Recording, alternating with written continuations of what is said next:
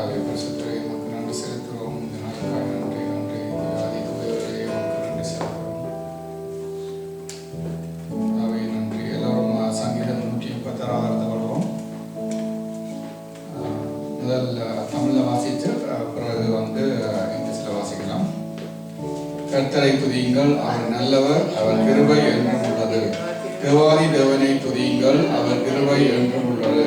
கர்த்தரை துதியுங்கள், அவர் கிருபை என்றும் உள்ளது.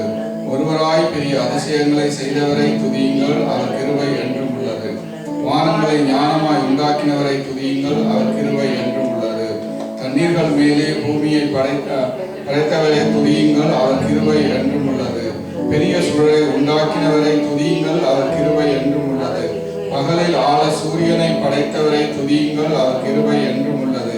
இரவில் ஆள சந்திரனை நட்சத்திரங்களையும் படைத்தவரை துதியுங்கள், அவர் கிருபை என்றும் உள்ளது. எகிப்தியரின் தலைச்சனைகளை சங்கரித்தவரை துதியுங்கள், அவர் கிருபை என்றும் உள்ளது. ஹல்லேலூயா. நன்றி பிதாவே, பரிசுத்தரே நன்றி நன்றி என்று சொல்றோம். Now we can read in English.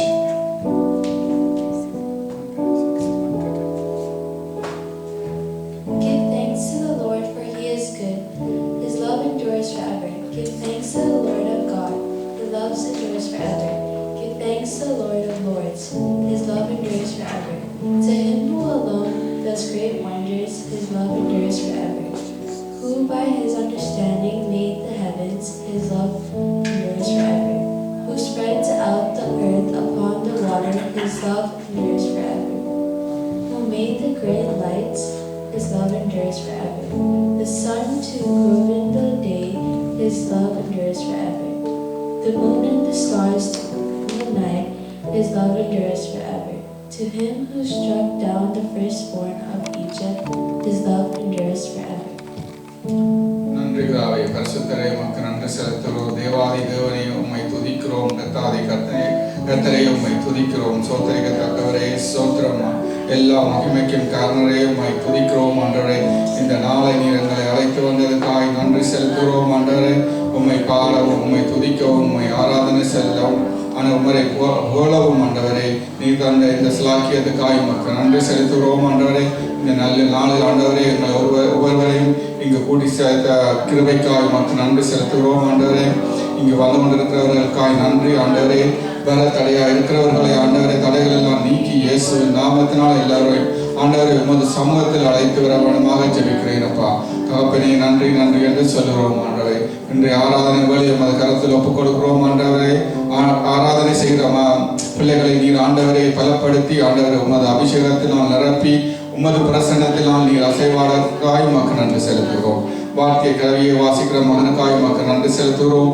நீ ஆண்டவரை ஞானத்தினாலும் கிருபையினாலும் பலத்தினாலும் நிரப்புறதுக்காய் உமக்கு நன்றி செலுத்துகிறோம். ஆண்டவரை புதிய புதிய திட்டங்களால் அவர்களை ஆண்டவரை இன்னும் கற்றுக்கொள்ள நீர் ஆண்டவரை வழிவாய்க்கால்களை திறக்கிறதுக்காய் உமக்கு நன்றி செலுத்துகிறோம். ஆண்டவரை வார்த்தை பகுதியை உமது கருத்தில் ஒப்புக் கொடுக்கிறோம். ஆண்டவரை வார்த்தை மூலம் நீர் பேசி ஆண்டவரை எங்களோடு இடைப்படுகிற கிருபைக்காக உமக்கு நன்றி செலுத்துகிறோம். தேவாதி தேவனே உமக்கு நன்றி. ஆண்டவரை ஆண்டவரை இந்த ஆலயத்துக்காக கொடுக்குற பிள்ளைகளும் ஆண்டவரை காணிக்கத்த சவாங்களை உமது கருத்தில் ஒப்புக் கொடுக்கிறேன். அப்பா ஆண்டவரை உம்மை நோக்கி உம்மை நம்பி இருக்கிறவர் உம்மோடு ஆண்டவரை பங்காளராக இருக்கவும் ஆண்டவரை உம்மோடு சேர்ந்து எல்லாத்தையும் ஆண்டவரை கட்டுறதுக்கு அவர்கள் ஆண்டவரை தங்கள் கரங்களை நீட்டுறதுக்காக உமக்கு நன்றி செலுத்துகிறோம். ஆண்டவரை மறுபடியும் நன்றி செலுத்தி எல்லாவற்றையும் இயேசுவின் மூலம் ஜெபிக்கிறேன் ஜீவனுள்ள நல்ல பிதாவே. ஆமென் ஆமென்.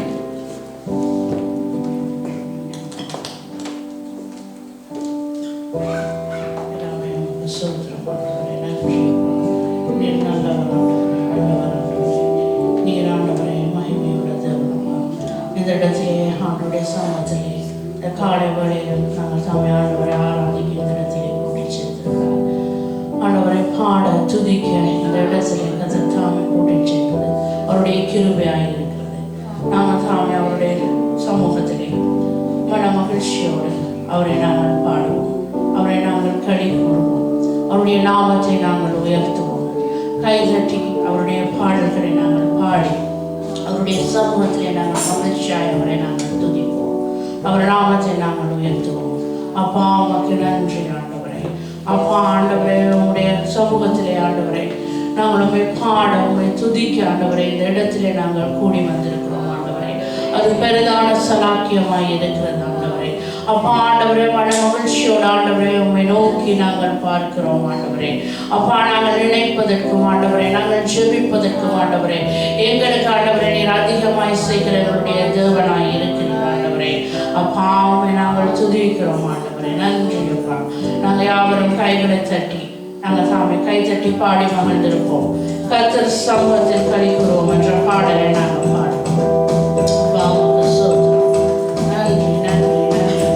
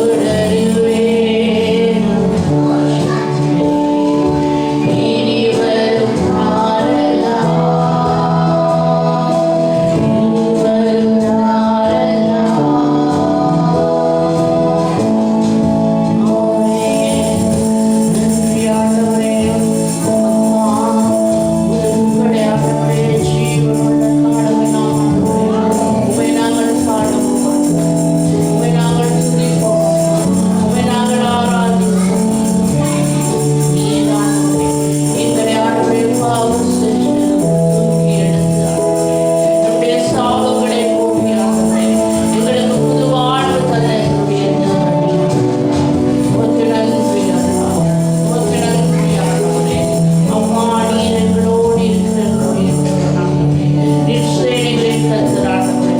எங்களோடு இருக்கிற எங்களுடைய யாக்கோபின் தேவன் ஆண்டவரே.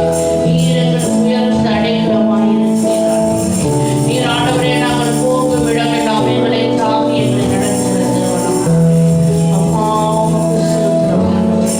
நன்றி அப்பா. பிதாவே உமக்கு நன்றி ஆண்டவரே. நீர் ஆண்டவரே எங்களுடைய ஜீவத்தை நீரப்பா. நீர் எங்களுடைய ஜீவ ஊற்று அப்பா. நீர் தாமத்தேக்கு எங்களுடைய தேவன் ஆண்டவரே. அப்பா உமக்கு ஸ்தோத்திரம் ஸ்தோத்திரம் ஆண்டவரே. இதாக்கினி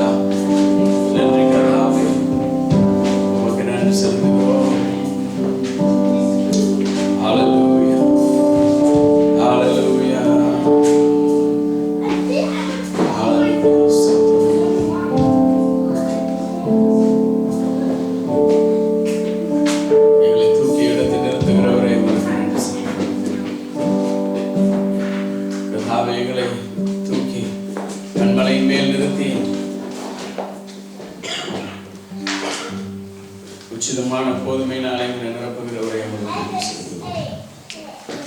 நன்றி செலுத்துகிறோம் அப்பா.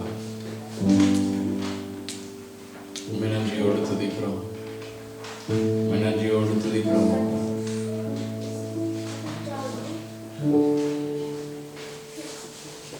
அப்பா. சேற்றி நின்று என்னை தூக்கி எடுத்தவரே, சாபங்கள் நீக்கி புது வாழ்வு தந்தவரே, பாவங்கள்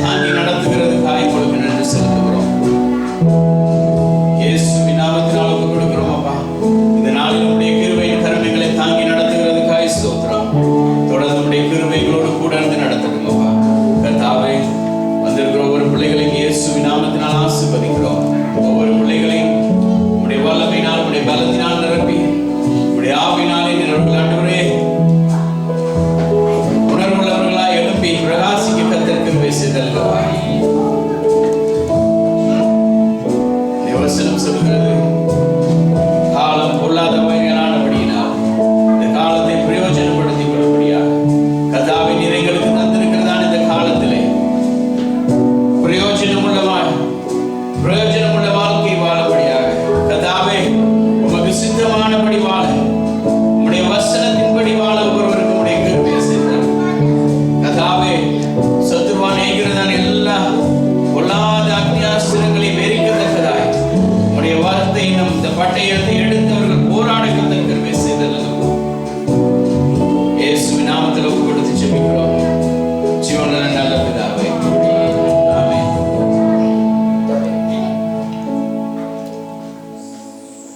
நாலாம் நம்முடைய இடங்கள் அமர்ந்து கொள்வோம்.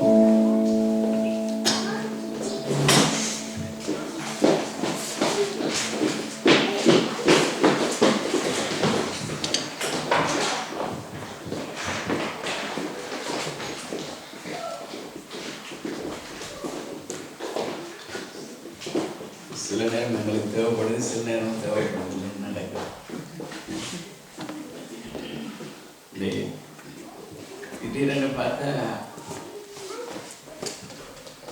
முடிய முதல்ல யூத் மீட்டிங்கில் ஆக்கல காணல.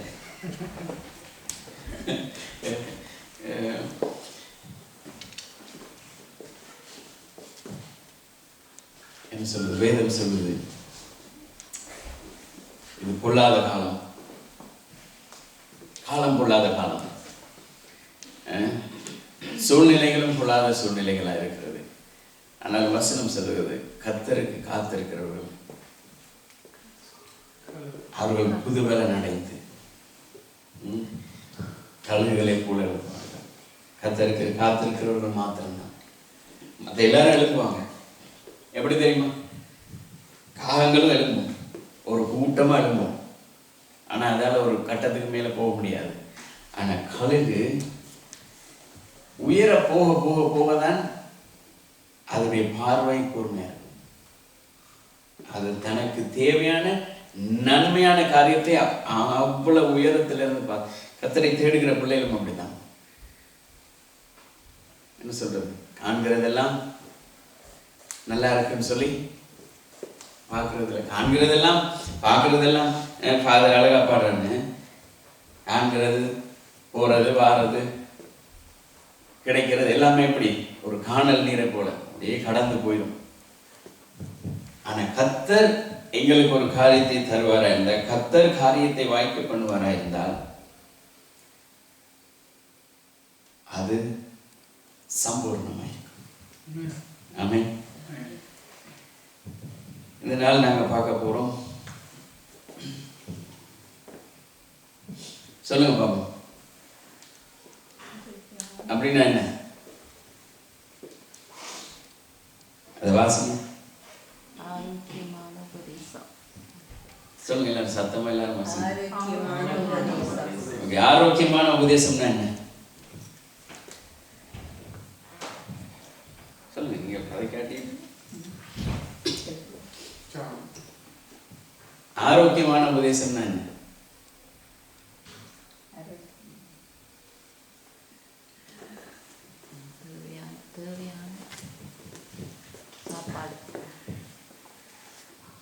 இப்படி எல்லாம் வரும்னு தெரிஞ்சுன்னா பின்னால படத்தையும் அது கேட்ட மாதிரி போட்டு.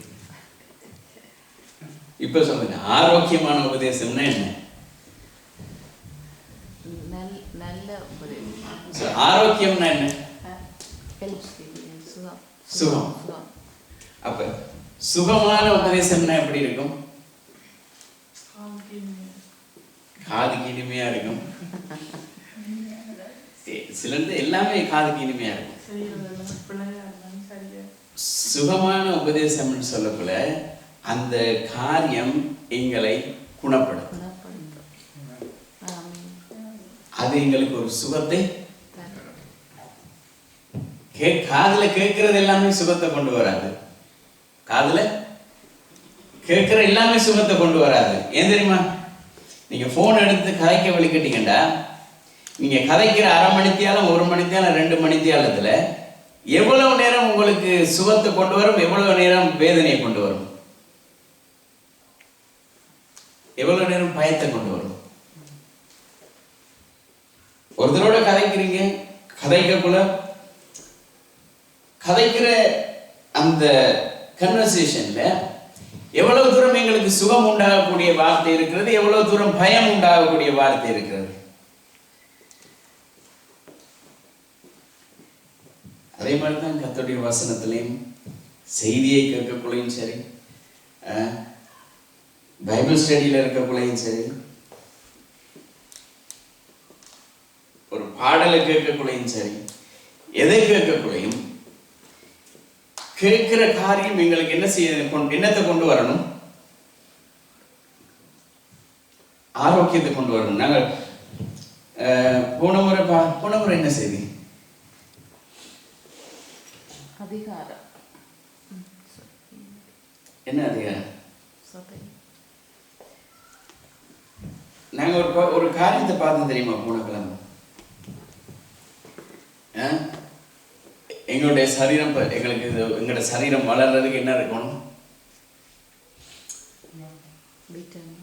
உணவு இருக்கணும், வைட்டமின் இருக்கணும், தண்ணி இருக்கணும். எல்லாம் தண்ணி மட்டுமே கூட்டிட்டு இருந்தா எப்படி இருக்கும்?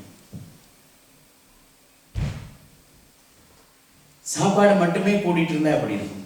இல்ல விட்டமின் மட்டுமே கூட்டிட்டு இருந்தா எப்படி இருக்கும்? ஏதோ ஒரு விதத்துல என்ன நடக்கும்? குறை உண்டாகும். அப்ப எங்களுக்கு நாங்கள் எடுக்கிற எல்லா காரியமும் இப்ப எப்படி சரீரத்துக்கு தேவையான காரியத்தை நாங்கள் எடுக்கக்குள்ள அது எங்களுக்கு என்ன சொல்றது, சுகர் கூடுனா சுகர் வந்துடும், உப்பு கூடுனா வேற பிரச்சனை வந்துடும், கொழுப்பு கூடிட்டுண்டா அது வேற பிரச்சனை வந்துடும்.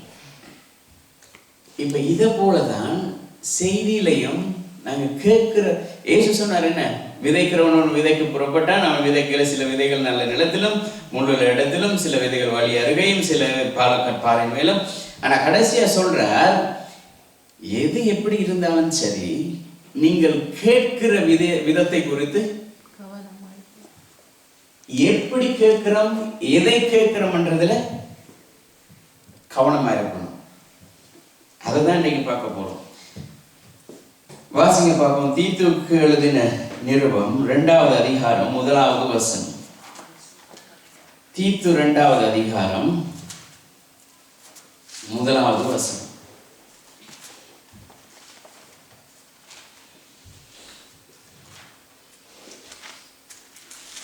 நீங்க அந்த வசனத்தையும் நான் தலைப்பா வச்சுட்டேன். வாசிங்க தீத்து 2:3. நீயோ ஆரோக்கியமான உபதேசத்துக்கு ஏற்றவைகளை பேசு. நீயோ ஆரோக்கியமான உபதேசத்துக்கு ஏற்றவைகளையே பேசு. யார் சொல்றது? பவுல் சொல்லுகிறான். தீத்துவுக்கு ஒரு கடிதத்தை எழுதுகிறான். தீத்துவுக்கு கடிதத்தை எழுதும் பொழுது இந்த தீத்து ஒரு ஊழியக்காரன், ஒரு சபையை நடத்துகிறான், அவனுக்கு பொறுப்பு இருக்கிறது. இப்ப என்ன சொல்லுகிறான்? இப்ப பவுல் எழுதுகிறார், நீ சபையை நடத்தக்குள்ள சபையில உள்ளவர்களிடத்துல எப்படி நடந்து கொள்ளணும். நீங்க அந்த அதிகாரத்தை இந்த தீத்து புத்தகம் முழுக்க நீங்க வாசிங்கன்னு சொன்னா அப்படித்தான் இருக்கும். Full advice. அட்வைஸ் எப்படி, என்ன காரியத்தை எப்படி செய்யணும், அட்வைஸ் கொடுக்கிறது மாத்திரமல்ல, அவனை உற்சாகப்படுத்துகிறார். உற்சாகப்படுத்தி எப்படி நடந்து கொள்ளணும், ஜனங்களோட எப்படி நடந்து கொள்ளணும், ஜனங்களை எப்படி ஹேண்டில் பண்ணணும், ஊழியத்தை எப்படி ஹேண்டில் பண்ணணும், இது எல்லாவற்றையும் என்ன சொல்லுகிறான் இந்த பவுல் தீத்துவுக்கு கடிதத்தில் எழுதுகிறார். இப்ப அந்த கடிதத்துல பவுல் எழுதின ஒரு பகுதியில தான் இந்த ஒரு வார்த்தை தான் இது. நீயோ ஆரோக்கியமான உபதேசத்துக்கு ஏற்றவைகளை. அப்ப இதுல 2 விஷயம் இருக்குது. ஒன்று, ஆரோக்கியமான உபதேசத்துக்கு ஏற்ற வார்த்தைகளை, மற்றது பேச வேணாம்னு சொல்றார். அப்படின்னு சொன்னா அவர் சொல்றார், நீ கர்த்தராகிய இயேசு கிறிஸ்து எங்களுக்காக எதை செய்தார், அதனுடைய வல்லமை என்ன, அவருடைய பலன் என்ன, அவருடைய செயல்கள் என்ன, அவர் எங்களிடத்துல எதை எதிர்பார்க்கிறார், இதை பேசு. அதை விட்டுட்டு இந்தியாவை பத்தி, இலங்கையை பத்தி, பாகிஸ்தானை பத்தி, கனடாவை பத்தி அவர் அதை பேச சொல்லல. அதை பத்தி வேதத்துல இருக்கிற ஏதாவது ஒரு வார்த்தை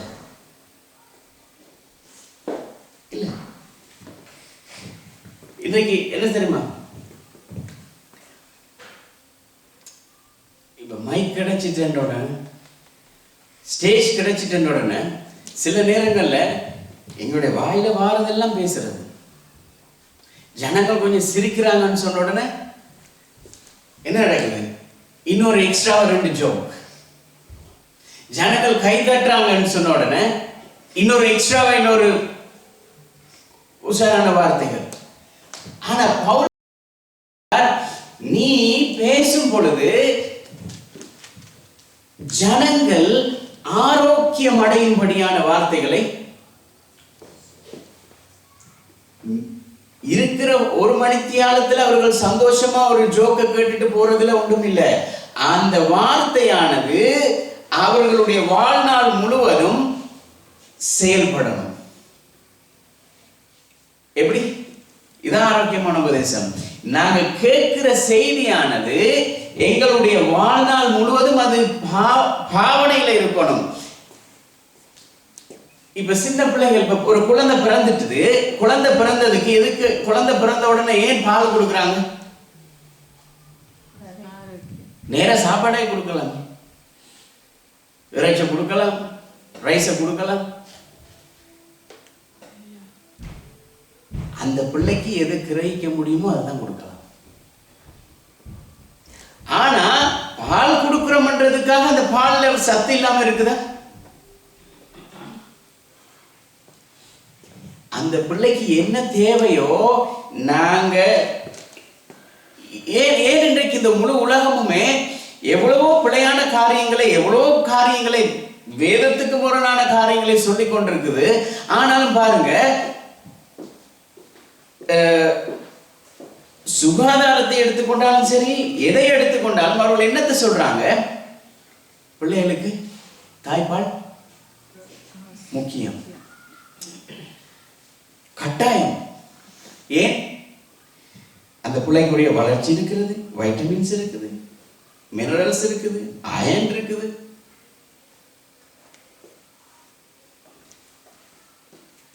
ஆனா ஒரு கட்டத்தில் என்ன நடக்க தெரியுமா? ஒரு கூட்டம் சொல்லுது பிள்ளைகளே தேவையில்லைன்னு சொல்லுது. ஒரு கூட்டம் என்ன செய்யுது? பிள்ளை கருவுல உருவாகும் முதலே தேவையில்லைன்னு சொல்லுது. ஆனால் கர்த்தருடைய சித்தம் என்ன தெரியுமா? ஆதாமுக்கு கொடுத்தார் வாக்குத்தத்தம், நீங்கள் பலுகி பெருகி பூமியை நிரப்புங்கள். ஏனென்று சொன்னால், நான் ஏற்படுத்தின இந்த சந்ததியானது தேவனை மகிமைப்படுத்துகிற சந்ததி. இந்த சந்ததி பெருக பெருக பெருக தேவனை மகிமைப்படுத்துகிறதான சந்ததி பெருகி கொண்டே இருக்கும். ஆனா அவங்க அதுல இருந்து விலகிட்டாங்க. அதுல இருந்து விலகினதுனாலதான் இப்ப 2 செய்தி ஏதேன் தோட்டத்துல பாருங்க. இப்ப செய்தியை விட்டுட்டு நான் எங்கெல்லாம் வர வேண்டியிருக்கு. ஏதேன் தோட்டத்துல 2 செய்தி வருது. ஒரு செய்தி தேவனிடத்துல இருந்து வருது, இன்னொரு செய்தி யார்கிட்ட இருந்து வருது? யார்கிட்ட இருந்து வருது? சர்ப்பத்திட்ட இருந்து வருது. இப்ப இந்த 2 செய்தியில எது ஆரோக்கியமான செய்தி, எது ஆரோக்கியம் இல்லாத செய்தி?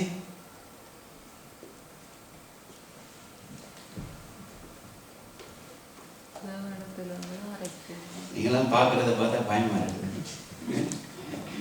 எது ஆரோக்கியமான செய்தி, எது ஆரோக்கியம் இல்லாத செய்தி? தேவன் சொல்றார், நீங்கள் பலுகி பெருகி பூமியை நிரப்புங்க, சந்தோஷமா வாழுங்க, சமாதானமாயிருங்க. அவரிடத்துல வந்த எல்லாமே அவர் சொல்லுகிறார், நீ இந்த தோட்டத்தில் இருக்கிற எல்லாவற்றையும் புசிக்கலாம், ஆனால் ஒரு கனியை தவிர. அந்த ஒரு காரியம் மாத்திரம் உங்களோட வாழ்க்கையில தேவன் சொல்லுகிறார், நீங்க எழும்புறீங்க, ப்ரே பண்றீங்க, வேலைக்கு போக வலிக்கிடுறீங்க, பிசினஸ்க்கு போக வலிக்கிடுறீங்க, அப்படி இல்லைன்னா ஸ்கூல் போக வலிக்கிடுறீங்க. இப்ப தேவன் சொல்லுகிறார், நீங்க போங்க, பிரச்சனை இல்லை. ஆனா போகும் பொழுது இல்லைன்னா வரும் பொழுது இந்த இடத்துக்கே வந்துருங்க. அந்த வழியா போயிடாதீங்க. யார் சொல்றது? தேவன் சொல்றார். இப்ப நீங்க வார வழியில இடையில ஒரு சந்தி வருது. அந்த சந்தியில அந்த ரோடுக்கு பேர் என்ன தெரியுமா? கானான் ஒரு பேர் இருக்குது. நீங்க இது ரோடு பேர் கானான். இந்த கானான் இதுதான் கானான் ரோடு. எப்படி இருக்கும்? என்ன சொன்ன? அந்த கனி பார்வைக்கு அழகா இருந்தது, புசிக்கிறதுக்கும். சில நேரத்தில் செய்தி அப்படி வரும், அப்படியே தேன் ஒழுகிறது போல இருக்கும், கேட்க கேட்க கேட்கலாம் போல இருக்கும். ஆனா நல்ல செய்தி வரக்குள்ள எப்படி தெரியுமா? 10 நிமிஷத்துக்கு மேல கேட்க முடியாது.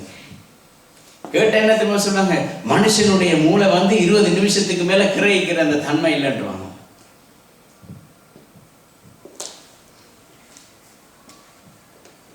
இப்ப யோசிச்சு பாருங்க, மனுஷனுடைய மூளை 20 நிமிஷத்துக்கு மேல கிரகிக்கிற தன்மை இல்லைன்னு சொன்னா பேசுறவருக்கும் 20 நிமிஷத்துக்கு மேல பேச முடியாது. ஏன் தெரியுமா? அவருக்கும் மறந்துடும். இதெல்லாம் என்ன தெரியுமா? இந்த எல்லாம் இந்த உலகம் எங்களை கட்டுப்படுத்துது. உலகம் எங்களை கட்டுப்படுத்துது. இப்ப நாங்க என்ன செஞ்சிட்டோம்? இந்த உலகத்துக்கு ஏற்ற விதமாய் எங்களை நாங்க அடாப்ட் பண்ணிட்டோம். இப்ப என்ன நடக்குது? 20 மினிட்ஸுக்கு பிறகு ஆட்டோமேட்டிக்கலி எங்களோட மைண்ட் சொல்லுது போர் அடிக்குது, நித்திரை வருது, டயர்டா இருக்குது. ஆனா நாங்க டயர்டா இருக்கிறது எப்ப தெரியுமா? 20 நிமிஷத்துக்கு பிறகு இல்ல, முதலாவது நிமிஷம் தொடங்கக்குள்ளேயே நாங்க டயர்டா தான் இருக்கிறோம். முதலாவது நிமிஷம் தொடங்கக்குள்ளேயே எங்களுக்கு நித்திரை வந்துட்டுது. முதலாவது நிமிஷம் தொடங்கக்குள்ளேயே எங்களுக்கு போர் அடிக்க வலிக்கிட்டது. ஆனா சாத்தான் எங்க வச்சிருக்கிறான் கண்ணிய? 20 நிமிஷத்துல.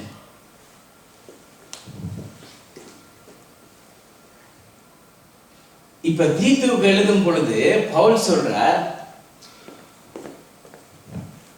பிள்ளைகள் பிறந்த இந்த பேரெல்லாம் வச்சுக்கொள்ளுங்க, டைட்டஸ்ன்னு வச்சுக்கொள்ளுங்க. இங்கிலீஷ்ல தீத்துவுக்கு, இங்கிலீஷ்ல டைட்டஸ். ஏன் தெரியுமா? தீத்துவை பார்த்து பவுல் என்ன சொல்றான் தெரியுமா? பவுல் சொல்றான் தீத்துவை பார்த்து உத்தம குமாரன் சொல்றான். அவ்வளவு நல்லவன், பெர்ஃபெக்டானவன், ஊழியம் செய்யறதுல பெஸ்ட். அதனாலதான் பவுலுக்கு அவனை பிடிச்சிருந்தது. அப்படிப்பட்ட தீத்துவுக்கு பவுல் சொல்றார் பாருங்க, கொடுக்குற அட்வைஸை பாருங்க.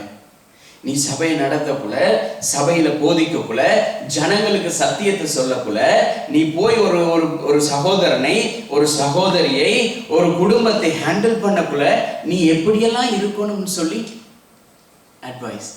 ஏன் தெரியுமா? கடைசியில சொல்லுவேன், ஒருவனும் உன்னை அசட்டை பண்ணாதபடி எச்சரிக்கையா. நான் ஏன் இதை சொல்றேன்னு சொன்னா, யாராவது இவனா அப்படி சொல்லிடக்கூடாது. அதுக்காக தான் சொல்றேன், நீ உத்தமமா, நீ பெர்ஃபெக்டா. எனக்கு தெரியுது சபையை நடத்துற விதம், பேசுற விதம், ஜனங்களோட கதை எல்லாம் ஓகே. எந்த ஒரு சந்தர்ப்பத்திலும் உன்னை யாரும் கை நீட்டிடக்கூடாது.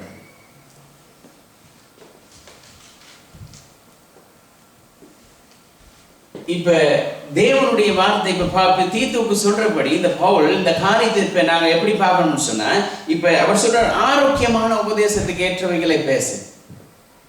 எப்படி தெரியுமா? இதுல 3 விஷயம் இருக்கு. ஒரு குழந்தை உருவாக, அதனாலதான் நான் முதலே சொன்ன அந்த படம் எதுக்காக போட்டேன்னு உங்களுக்கு விளங்குறது. ஒரு குழந்தை இந்த உலகத்திலே பிறக்கிறதுக்கு 3 ஸ்டேஜ் இருக்கு. சொல்லுங்க பாபா, என்னென்ன ஸ்டேஜ்? குழந்தை இந்த உலகத்தில் பிறக்கிறதுக்கு 3 ஸ்டேஜ் இருக்கு, 3 படிகள்.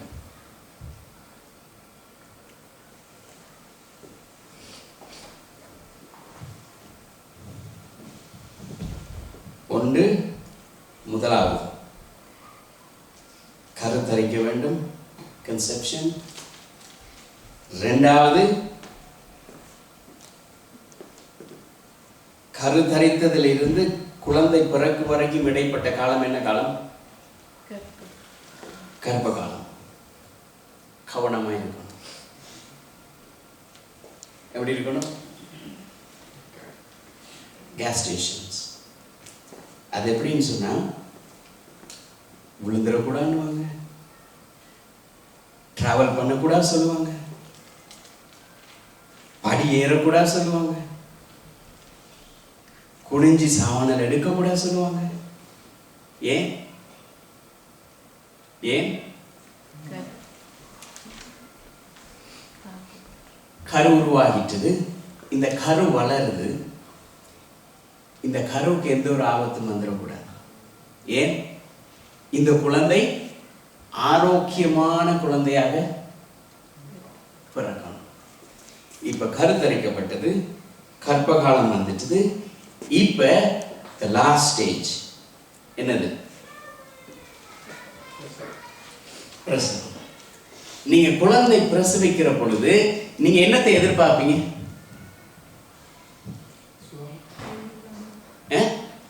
குழந்தை எந்த ஒரு நோய் நொடிகள் இல்லாதபடி, குறையில்லாதபடி சுகமான குழந்தையாய். இப்ப இதுக்கு தான் இதுக்கு என்ன சொல்லுவாங்க? ஹாஸ்பிட்டல் எல்லாம் வந்து என்ன சரி, சுகமான மகப்பேறு சொல்லுவாங்க. ஏன்? எந்த ஒரு பிரச்சனையும் இல்லை, குழந்தையும் பிரச்சனை இல்லை, தாய்க்கும் பிரச்சனை இல்லை. காரணம் என்ன? உண்டாக்கப்பட்ட நாள்ல இருந்து குழந்தை பிறகு வரைக்கும் பிள்ளைக்கு என்ன சாப்பாடு கொடுக்கணுமோ, தாய் எப்படி தெரியுமா? சாப்பிடாததெல்லாம் அந்த நேரம் சாப்பிடும் செய்ய. இதுக்கு முதல் தாய் தம்பல் சொன்னதையே கேட்டிருக்க மாட்டாங்க. இப்ப விழுந்து விழுந்து கேட்பாங்க. ஏன்? ஆரோக்கியமான குழந்தை.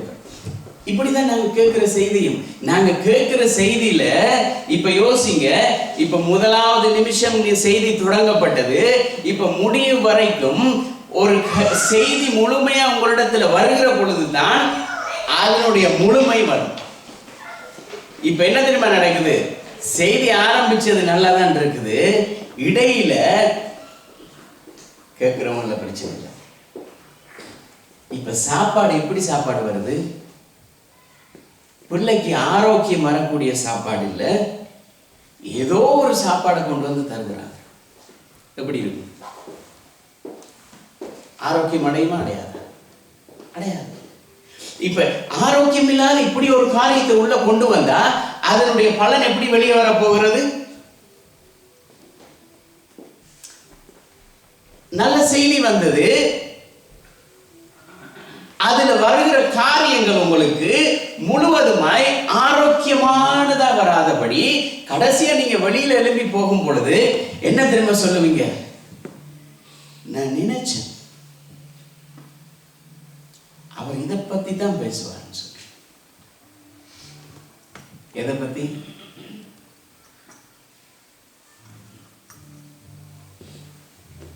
சில சில சில சில நேரங்கள்ல குறை சொல்றது இல்லை, சில நேரங்கள்ல சிலருக்கு சபையில் நடக்கிற எல்லா குடும்பத்திலே நடக்கிற எல்லா காரியத்தையும் கேட்கறது,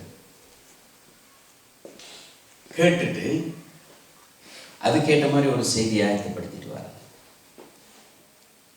இப்ப செய்தி வர நேரம் எப்படி தெரியுமா இருக்கும்?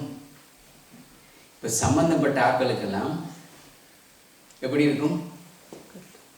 ஒரு ஊசி எடுத்து தைக்கிறது போல இருக்கும். ஏன்? அவங்களுக்கு விளங்கிடும், அந்த நேரம் தெரியும் இது வேற என்ன பத்தி தான் சொல்றார், அவருக்கு தைக்கும். அடுத்த பகுதி வரக்குள்ள சரி, இவர் என்ன பத்தி தான் சொல்றார், அவருக்கு தைக்கும். வெளியே போக்குல எப்படி தெரியுமா இருக்கும்? நினைச்சேன், அப்பவே நினைச்சேன், இந்த காரியத்தெல்லாம் பாஸ்டருக்கு ஃபோன் பண்ணி சொல்லக்குள்ளேயே நினைச்சேன், இதை செய்தியில சொல்லுவாருன்னு சொல்லி. சரியா பிள்ளையா?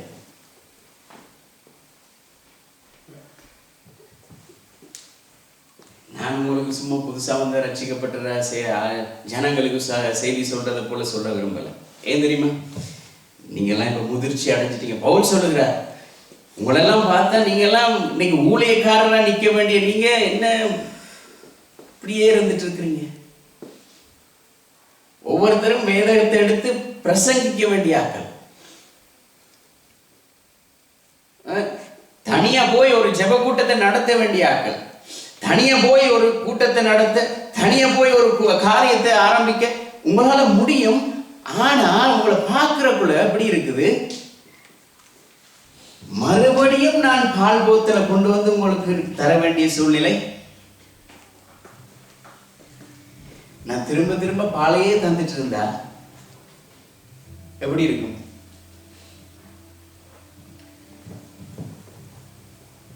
வசனம் சொல்லுது, சத்தியத்தை அறிவீர்கள், சத்தியம் உங்களை.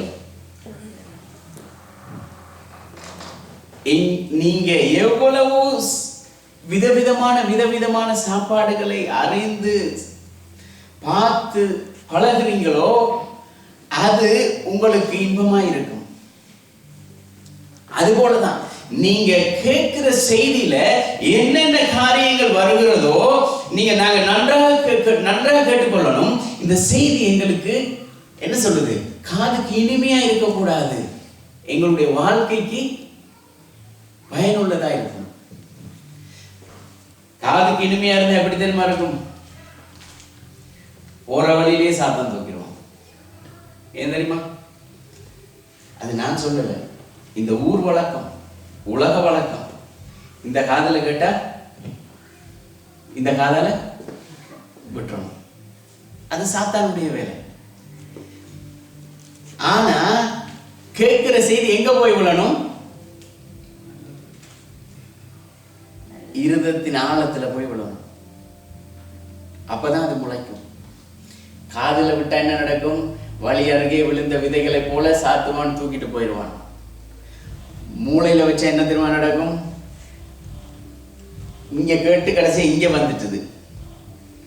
இப்ப என்ன தெரியுமா நடக்குது?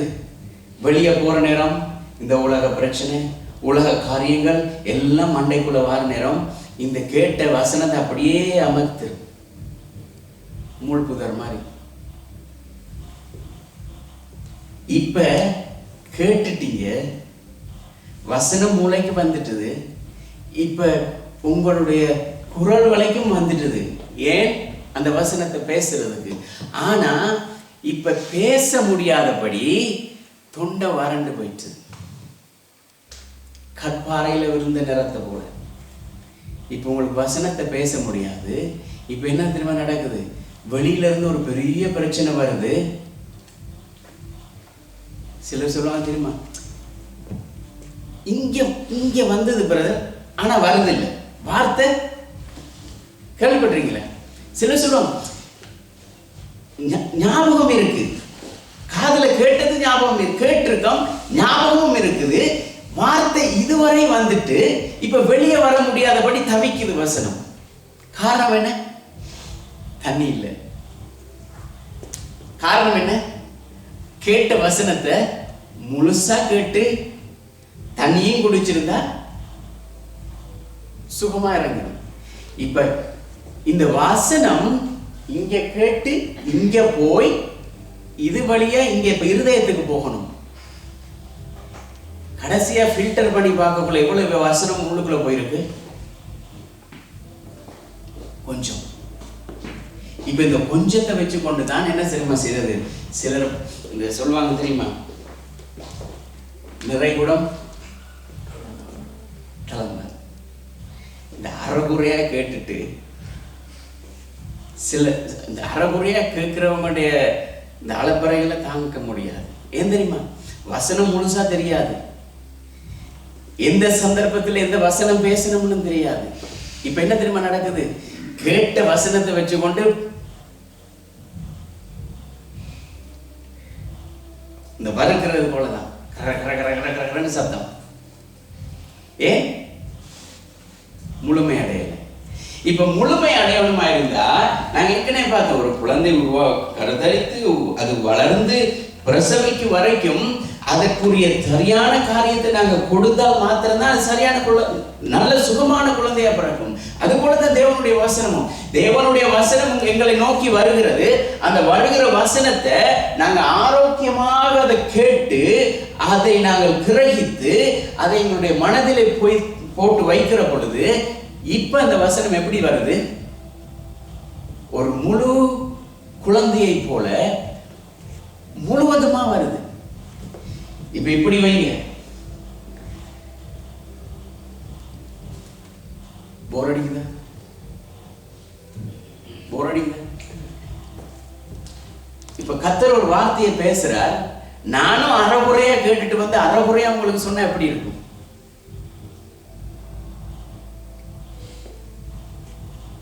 எப்படி தெரியுமா அறகுறையா சொல்றது? வசனத்தை வாசிட்டு அதுக்கு பிறகு வசனமே இல்லை, பேசுறதுக்கு நானே கேட்கல சரியா. இப்ப என்ன தெரியுமா நடக்கும்? பேசுறதுக்கு வசனம் இல்லாததுனால எங்கேயோ இருந்து ஒருத்தர் வழியில போன ஒருத்தர் இங்க கொண்டு வந்து அவரை பத்தி கதைக்கிறது, இவரை பத்தி. கர்த்தர் பேசினான்னு சொன்னா முழுக்க பேசி முடிச்சிருவார். இப்ப எசேக்கியேலுக்கு சொல்றார், நீ இந்த பள்ளத்தாக்குல போய் இந்த எலும்புகளை பார்த்து பேசு சொல்றார். இப்ப எசேக்கியேல் கர்த்தர் சொன்ன வார்த்தையில நீ இந்த பள்ளத்தாக்குக்கு போய் நில்லுன்னு சொல்லி கேட்டிருந்தாருன்னா என்ன நடந்திருக்கும்? அவர் போய் நின்றுட்டு இருந்திருப்பார். ஆண்டவர் என்ன சொல்றார்? நீ போய் பேசு. இப்ப அவன் பேசுற நேரம் இந்த எலும்புகள் எல்லாம் என்ன செய்யுது? அவர் எதை சொல்றாரோ அதை தெளிவா கேட்டாதான் தெளிவா வரும். மோசேக்கு ஆண்டவர் சொல்றார், இந்த பர்வதத்தை பார்த்து என்ன சொல்றார்? என்ன சொல்றார்? பேசுனார். அவன் என்ன திரும்ப செஞ்சான்? ஆண்டவர் பேசுறத கேட்கிறதா இவனால் பேசுறத கேட்கிறதா? கடைசியா என்ன திரும்ப நடந்தது? அவர் பேசினதை விட்டுட்டு அவனால் பேசினதை கேட்டு பர்வதத்துக்கு ஒரே ஆடி. அவர் கர்த்தருடைய வார்த்தையை சரியா கேட்காம ஜனங்களுடைய கோபத்துல பர்வதத்தை அடிச்ச அந்த ஒரே காரணத்துக்காக அவர் கானானுக்குள்ள போகல. ஏன் தெரியுமா? இத்தனை வருஷமா 40 வருஷம் வனாந்தரத்துல ஜனங்களை நடத்தி கொண்டு வந்து பார்வோனிடத்துல இருந்து அவர்களை விடுதலாக்கி கொண்டு வந்த மோசேக்கு கானானுக்குள்ள போக முடியாது. ஏன்? கேட்கல ஒழுங்க. அவன் கேட்டு அதன்படி செய்திருந்தா என்ன நடந்திருக்கும்? அவர் மலைக்கு கூப்பிடுறார், மலைக்கு கூப்பிட்டு சொல்றார், இத போய் இந்த ஜனங்களுக்கு சொல்லுன்னு சொல்றார். இப்ப வாரவர் தேவனுடைய ஆவியில நிரம்பி அபிஷேகத்துல நிரம்பி வாரார். நீங்க எப்படி இருந்தாலும் அதை பத்தி பிரச்சனை இல்லை. நான் உங்களை பார்த்தா இருந்தா என்ன தெரியுமா நடக்கும்? இருக்கிற ஆவி இல்லாமல் போயிடும். இதுதான் மோசேக்கு நடந்தது. அவ்வளவு முச்செடியிலிருந்து பேசினவர் இவ்வளவு காது கொடுத்து கேட்கிறான், கற்பலையில எழுதிட்டு வரான். எழுதிட்டு வந்தத முன்னால இருக்கிற ஜனங்கள் செய்த ஒரு காரியத்துக்காக என்ன செஞ்சிட்டான்? உடைச்சிட்டான்.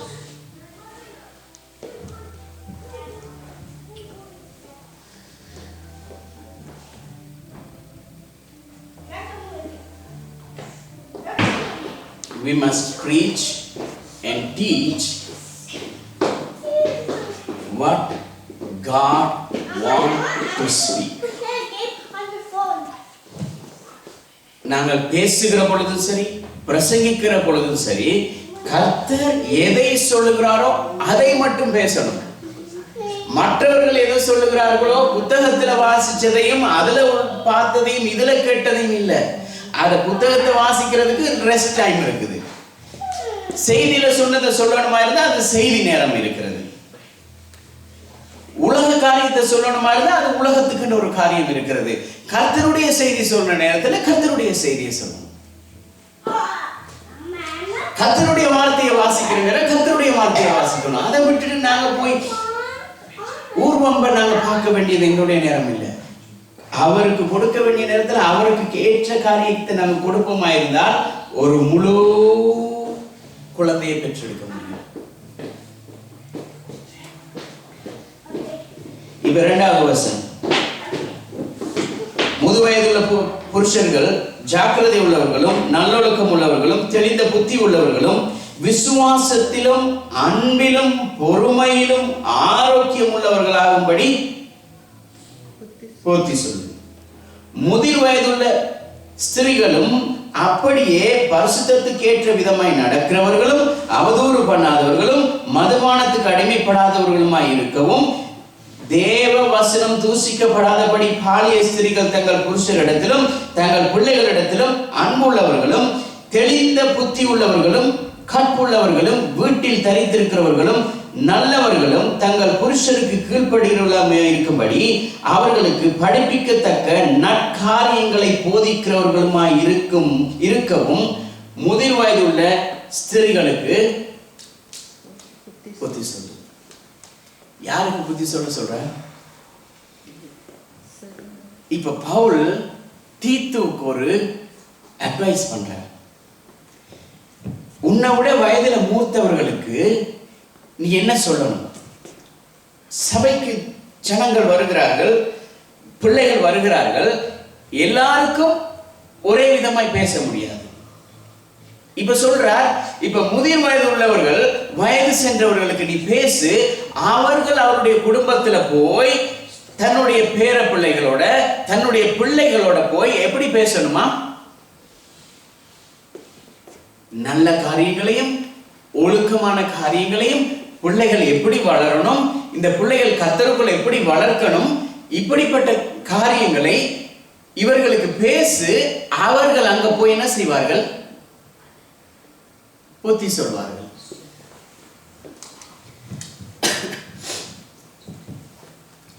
இதை குறிச்சு நான் பெருசா இதை குறிச்சு பேசுறேன்னா பேசிக்கொண்டே இருக்கலாம். ஏன் தெரியுமா?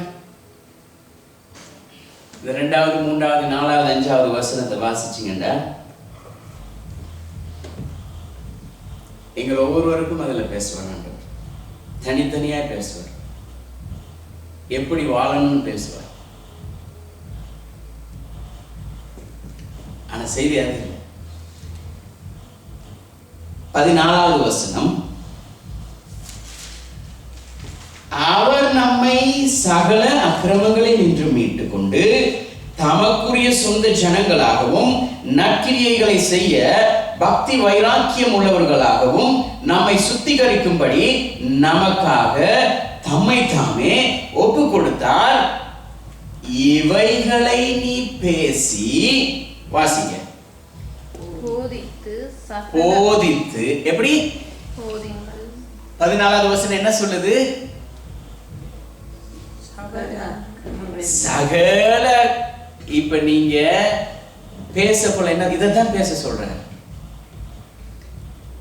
நான் ஏற்கனவே ஆரம்பத்துல சொன்னேன், கர்த்தர் எங்களுக்காக என்ன செய்திருக்கிறார், அவர் எப்படிப்பட்டவராய் இருக்கிறார், அவர் எங்களை என்ன செய்யும்படியாக சொல்லுகிறார். இதுதான் செய்தி.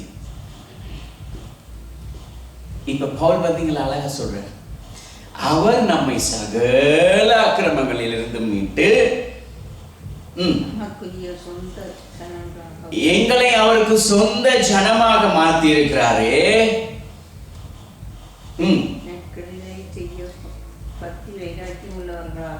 இப்ப இவ்வளவு காரியத்தை எங்களுக்கு செய்திருக்கிறாரே, நாங்க அவருக்காக நல்ல காரியங்களை செய்ய வேண்டும் என்று சொல்லி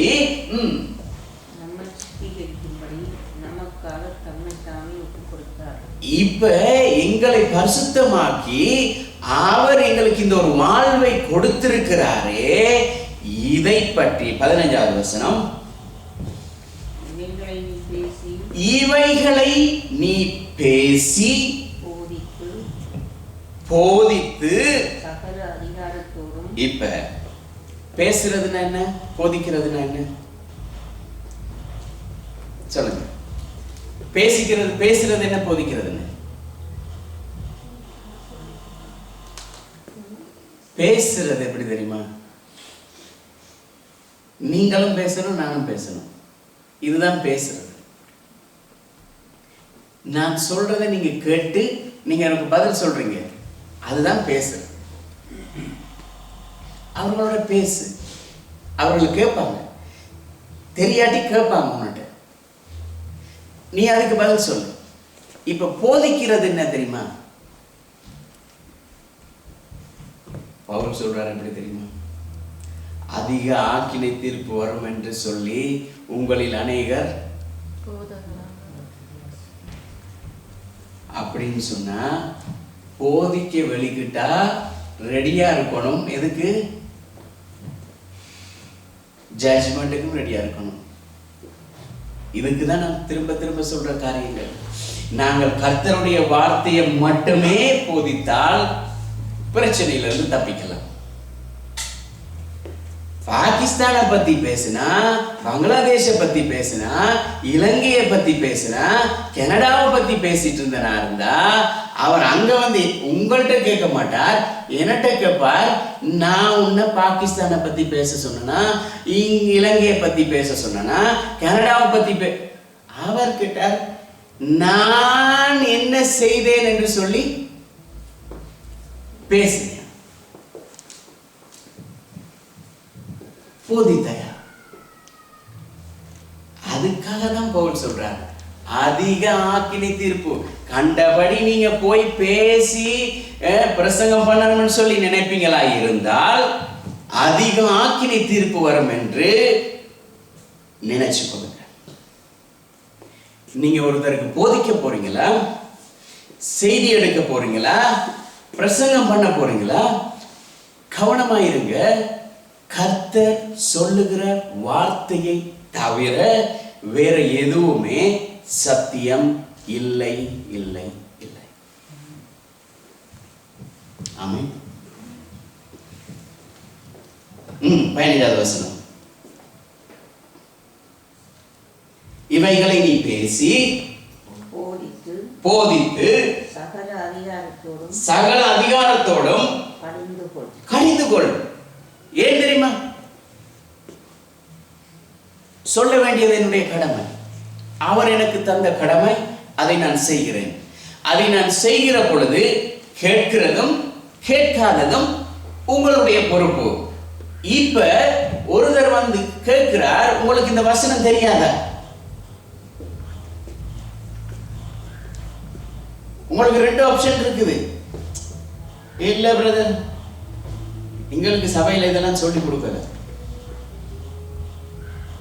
இப்ப கேட்கிற எப்படி தெரியுமா கேட்பாரு, ஓ இவருக்கு தெரியாது, நான் சொல்லி கொடுத்தனா இல்லையான்னு சொல்லி உங்களுக்கு தெரியுமோ இல்லையோ யூடியூபுக்கு தெரியும். ஆமென் ஆமென். எல்லாம் ரெக்கார்ட்ல இருக்கு, யாரும் இல்லைன்னு சொல்ல முடியாது. ஆமென். சங்கீதம் 32:8 சொல்லுது, நான் உனக்கு போதித்து நீ நடக்க வேண்டிய வழியை உன்மேல் என் கண்ணை வைத்து. அவர் பாருங்க எப்படிப்பட்ட ஆண்டவராக இருக்கிறார்.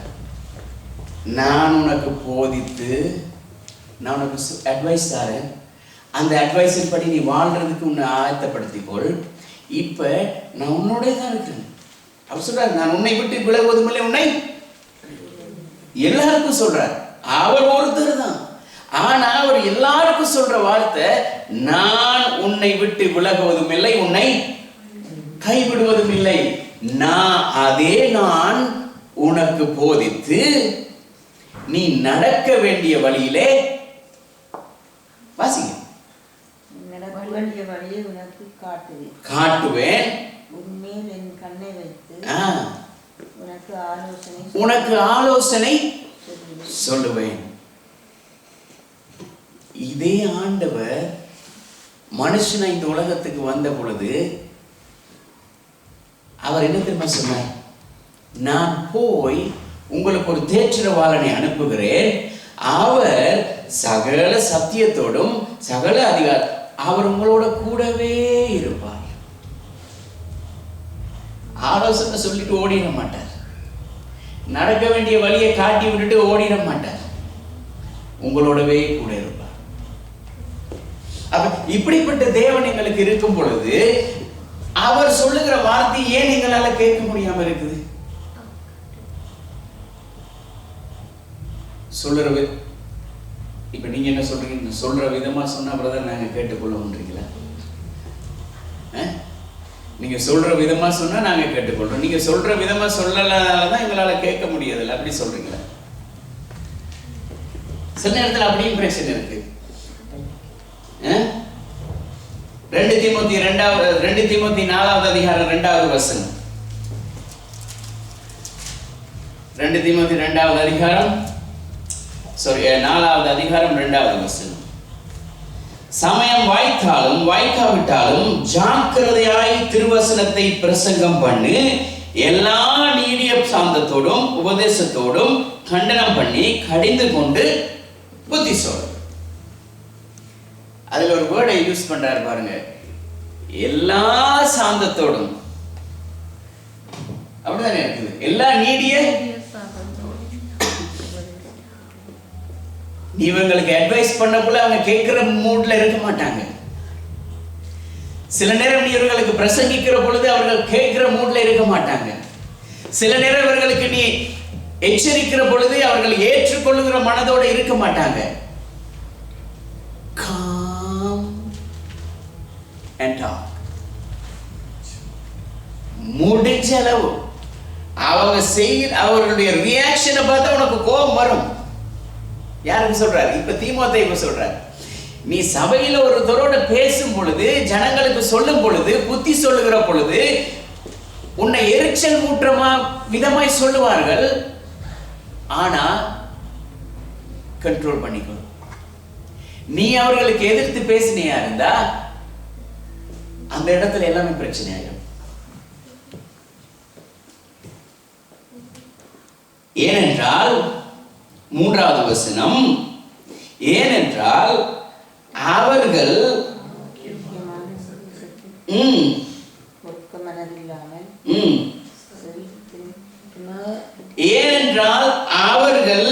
ஆரோக்கியமான உபதேசத்தை பொறுக்க மனதில்லாமல் செவித்தினர் உள்ளவர்களாகி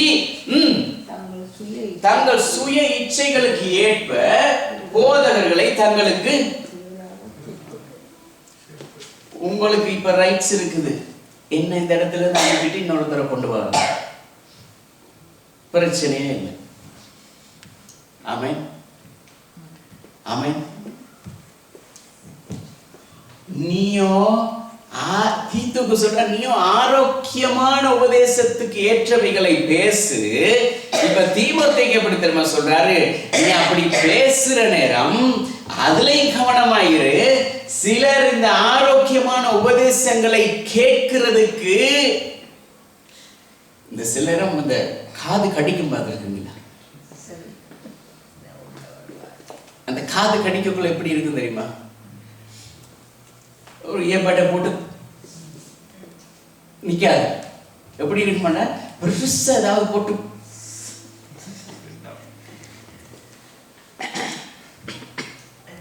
அதுதான் அதுல அர்த்தம். இங்கிலீஷ்ல இருக்கு itching ears. எப்படி? செவித்தினர் உள்ளவர்களாய். அது சத்தியத்தை நீங்க சொல்ற நேரம் பொறுக்க மனம் கேட்க முடியாது. அதான் சொன்னேன், சில நேரம் கேட்கிற வார்த்தை இன்பமா இருக்கும், போற வழியில சாத்தான தூக்கிடுவான், அடுத்து முள்ள இங்க விழுந்துரும், உலகத்துடைய எல்லா பிரச்சனையும் அதை அப்படியே மடக்கிடும். ஆனா வார்த்தை விழ வேண்டிய இடத்துல சரியா விழுந்ததுன்னு சொன்னா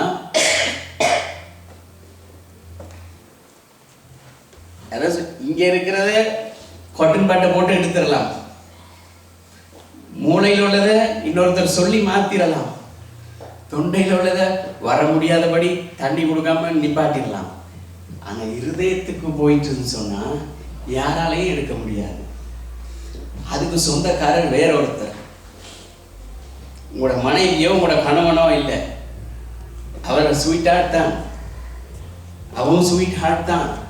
ஆனா அவன் ஸ்வீட் ஹார்ட் மாத்திரம் தான். அந்த ஹார்ட்டுக்கு சொந்தக்காரர் யாரு தெரியுமா? யாரு? ஆவியானவர். அவர் சொல்லுவார், இந்த இங்க விழுந்தது எனக்கு தெரியும், ஆனா நீ அதை கேட்கல.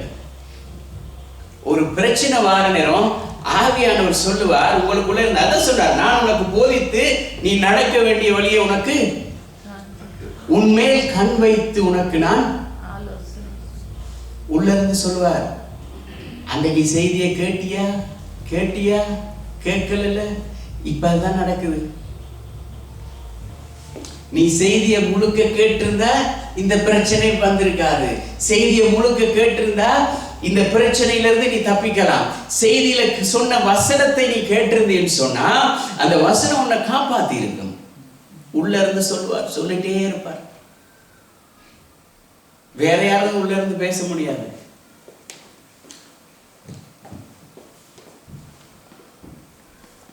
எபேசியர் 4வது அதிகாரம் 14வது வசனம். எபேசியர் 4:14. நாம் இனி குழந்தைகளாயிராமல் மனுஷருடைய சூதும் வஞ்சிக்கிறதுக்கு ஏதுவான தந்திரமும் உள்ள போதகமாகிய பலவித காற்றினாலே அலைகளை போல அடிபட்டு அலைகிறவராயிராமல். எப்படியா? இந்த காற்று அடிக்கிற நேரம் தெரியுமா? காற்று மட்டுமா வரும்?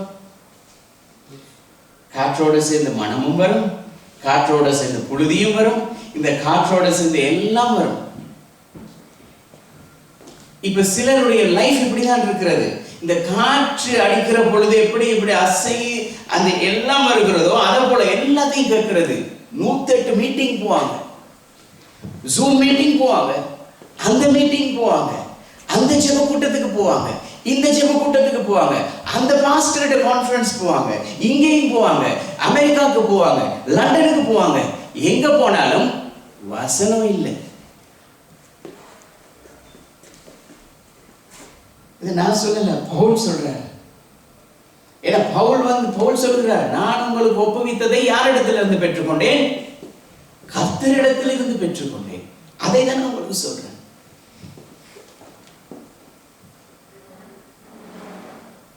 தந்திரமுள்ள போதகமாகிய பலவித காற்றினால் அடிப்பட்ட இந்த செய்தி எல்லாம் கேட்கிறது.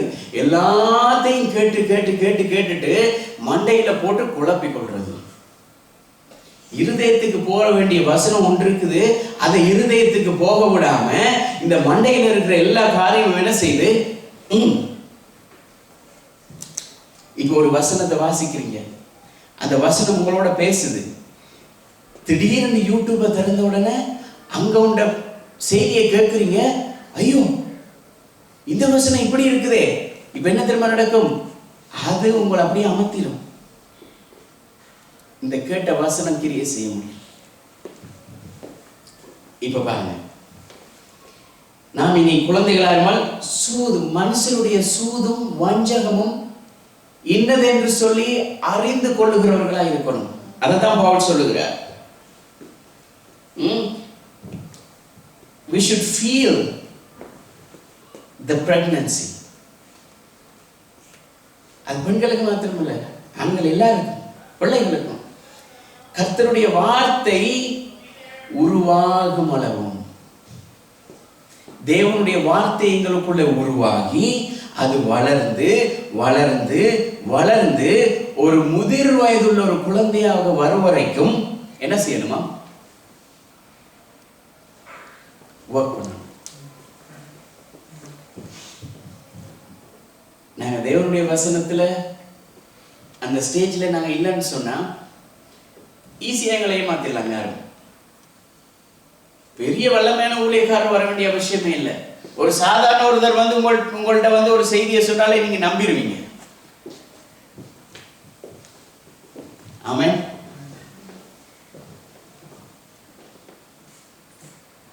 பவுல் சொல்றாரு, எப்படி தெரியுமா? திருவசனமாகிய ஞானப்பாலின் மேல் வாஞ்சையாயிரு. அவர் திருவசனத்தை என்ன தெரியுமா சொல்றாரு? உங்களை பார்த்தா ஊழியக்காரராக இருக்க வேண்டிய நீங்க இப்ப இன்னமும் தான் கொண்டிருந்து செய்தியை கேட்டு நாங்க இல்லை, நாங்க இன்னும் பேபின்னு இருக்கிறீங்க.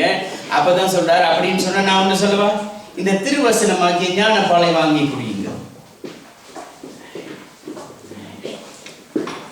அதுல வாஞ்சியா இருங்க. இப்ப நல்லா பசியில அழுது கொண்டிருக்கிற பிள்ளைக்கு, நல்லா பசியில அழுது கொண்டிருக்குது பிள்ளை. இப்ப சில பெற்றோருக்கு தெரியும் பிள்ளை பசிக்குதான் அழுகுதுன்னு சொல்லி. ஆனா அந்த பிள்ளைக்கு பாலை கொடுத்தா அந்த பிள்ளை சந்தோஷமா குடிக்கும். ஆனா சிலர் எப்படி தெரியுமா, அந்த பிள்ளையுடைய அழுகையை நிறுத்துறதுக்காக இந்த ஸ்பெசிஃபையர் எடுத்து வாங்கி வச்சிருவாங்க. அந்த பிள்ளை எப்படி தெரியுமா நினைக்கும், ஓ இது தான் தாய் எனக்கு பால் தர போறா அதுதான். ஆனா அந்த பிள்ளை கொஞ்ச நேரத்துல பசி வராது, காத்து மட்டும்தான் போகும். பசி அடங்காது. தாய் என்ன நினைக்கிறா, இந்த பிள்ளை சும்மா கத்துது, பசிக்கு கத்துது. இந்த இடத்துல வருகிறவர்கள் எல்லாரும் தாகத்தோடும் பசியோடும் வந்திருக்கிறோம். இயேசு சொன்னார் என்ன, வருத்தப்பட்டு பாரம் சுமக்கிறவர்களே நீங்கள் எல்லாரும் வாங்க, நான் உங்களுக்கு என்னது தருவேன், இளைப்பாறுதல். இப்ப நீங்க தேவைகள், பிரச்சனைகள், கஷ்டங்கள் மத்தியில நீங்க வந்திருக்கிற பொழுது கர்த்தருடைய வசனம் எப்படி வரணும், உங்களை உயிர்ப்பிக்கிறதா இருக்கணும். சும்மா ஏதோ ஸ்பெசிஃபையர் எடுத்து உங்களோட வாயில வச்சு கொள்ளுங்க பிரதர், போயிட்டு வாங்க, எப்படி இருக்கும்? இந்த சூழ்நிலை மாறணும். கொலோசியர் 1:29 வாசிங்க. கொலோசியர் 1:29. அதற்காக நான் எனக்குள்ளே வல்லமையாய் கிரியை நடப்பிக்கிற அவருடைய பலத்தின்படி போராடி பிரயாசப்படுகிறேன். இப்ப பவுல் சொல்றார், நீங்க எல்லாரும் இப்படி வளர்ந்து வர வேண்டும் என்றதுக்காக, தேவனுடைய வசனம் பெருகணும் என்றதுக்காக போராடுறேன். இன்னைக்கு என்ன தெரியுமா, யூரோப்ல என்ன தெரியுமா நடக்குது, இந்த பவுலுடைய போதனைகள் எல்லாம் பிழையானதுன்னு சொல்லி ஓரம் கட்ட பார்க்கிறாங்க. ஏன் தெரியுமா, சிலர் பலவிதமான காற்றுகள் அடிபட்டு செவித்தினர் உள்ளவர்களாய் இந்த செய்தியை கேட்க முடியாதபடி, சத்தியத்தை கேட்க முடியாதபடி, இப்ப பலவிதமான இன்பமான அழகான செய்தி இருக்குதானே, இந்த செய்தியை மட்டும்தான் கேட்கணும். அவளுடைய செய்தியை கேட்டா எங்களால வாழவே முடியாது. ஏன்னா அவர் எந்த புத்தகத்தை திறந்தாலும் அட்வைஸ் பண்றார். எந்த புத்தகத்தை திறந்தாலும் அவர் தீமோத்தேயுக்கும் சரி, தீத்துவுக்கும் சரி, கொலோசியருக்கும் சரி, பிலிப்பியருக்கும் சரி, யாருக்கு எடுத்தாலும் அட்வைஸ் பண்ணிட்டே இருக்கிறாரு. நீ எப்படி வாழணும், எப்படி வாழணும், எப்படி வாழணும், அதான் எங்களுக்கு முக்கியம்.